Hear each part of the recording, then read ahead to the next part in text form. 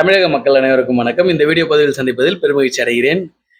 தமிழக வெற்றிக் கழகத்தினுடைய ஆட்சி தமிழ்நாட்டில் அமைய வேண்டும் என்பது கடவுளுடைய ஒரு தீர்மானிக்கப்பட்ட ஒரு முடிவு. இத யாராலயுமே மாத்த முடியாது. இததான் நாங்க ரொம்ப நாளாவே உறுதியோட சொல்லிட்டு வந்துட்டு இருக்கிறோம். ஆனா எங்களுக்கு எதிர்ப்பு மனநிலையில இருக்கக்கூடிய மக்களும், எதிர்த்து இருக்கக்கூடிய கட்சிகளை ஆதரிக்கக்கூடிய ஆதரவாளர்கள், தொண்டர்களும் தான் இத ஒத்துக்கொள்ளவே மாட்டேங்கிறீங்க.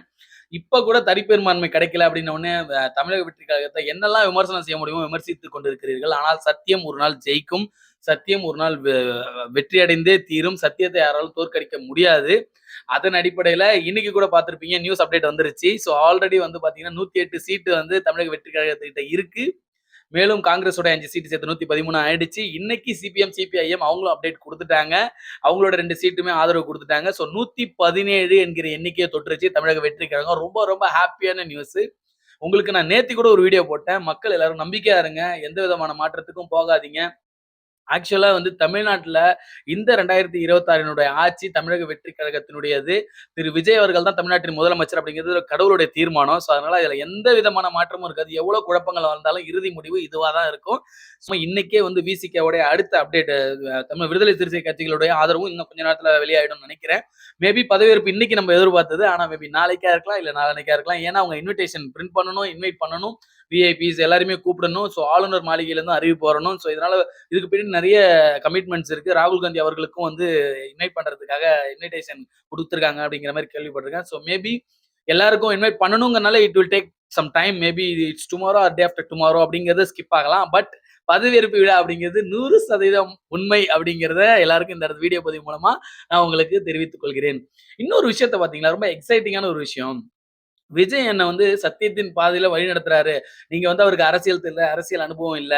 ஒரு குருட்டுத்தனமான ஒரு ஆட்சிய நடத்த பார்க்குறாரு. ஒரு முட்டாள்தனமான ஒரு வழிப்போக்க ஒரு கொள்கையில கோட்பாடு இல்லாத ஒரு சித்தாந்த பாதையில இவங்க பயணிக்கிறாங்க. மக்கள் ஆபத்தான பாதைய சூஸ் பண்ணிட்டாங்கன்னு சொல்லி, திமுக, அதிமுக, நாத்தாக்கா அப்படின்னு சொல்லி எல்லாருமே ஒரு ஒரு ரொம்ப ரொம்ப பார்த்தீங்கன்னா, அவநம்பிக்கையான ஒரு விமர்சனங்கள முன் வச்சு, தாவேக்காவ மக்கள் சூஸ் பண்ணதே ஒரு மிகப்பெரிய ஆபத்து பாதைய நோக்கி போறாங்க அப்படிங்கிற மாரி ஒரு பயத்த காட்டிட்டு இருக்கிறீங்க.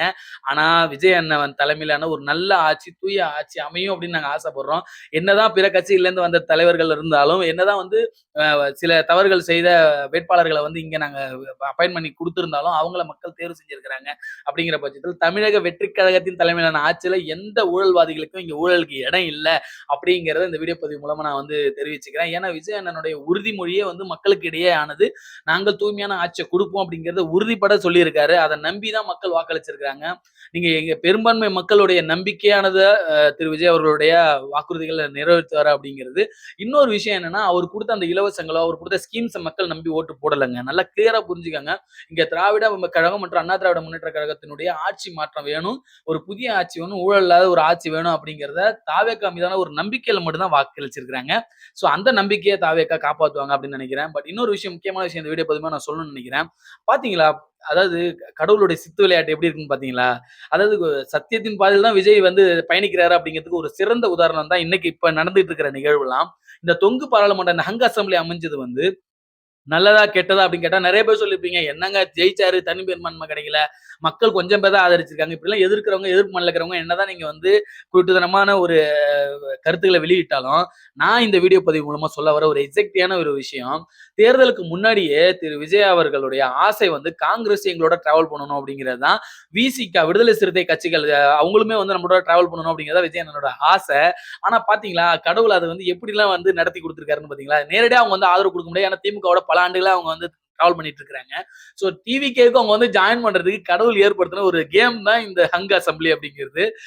எப்படியோ ஃபைனலி இந்த கேம் எப்படி முடியுது அப்படின்னா, அண்ணனுடைய ஆசை என்னவோ, அவருடைய கனவு என்னவோ அதுதான் நடக்கிற மாரி கொண்டு போயிட்டு இருக்கு. அதனால கண்டிப்பா அவர் மேல 100% நாங்க நம்பிக்கையோட இருக்கோம். அவர் நல்ல ஒரு ஆட்சியை குடுப்பாரு அப்படின்னு சொல்லி அவர மிக விரைவில முதலமைச்சரா பார்க்கணுங்கிற ஆசையும், எதிர்பார்ப்பும் நம்ம மக்கள் அனைவருக்கும் இருக்கு. தொண்டர்களுக்கு இருக்கு, ஆதரவளித்தவர்களுக்கு இருக்கு. மூத்த குடிமக்கள், இளைஞர்கள், மக்கள் இந்த தாவேக்காவ ஆதரிச்ச வெளிநாட்டிலிருந்து வந்த இந்தியர்கள், தமிழர்கள் வெளிநாட்டுல இருந்து ரொம்ப கஷ்டப்பட்டு டிராவல் பண்ணி இந்த ஓட்டு போட்டு இந்த ஒரு ரிசல்ட்டுக்காக வெயிட் பண்ண எதிர்பார்த்த அந்த அனைத்து உள்ளங்களுக்கும் ஒரு இனிமையான செய்தி காத்து கொண்டிருக்கிறது. அண்ணன் மிக விரைவில் பதவியேற்று விடுவார்.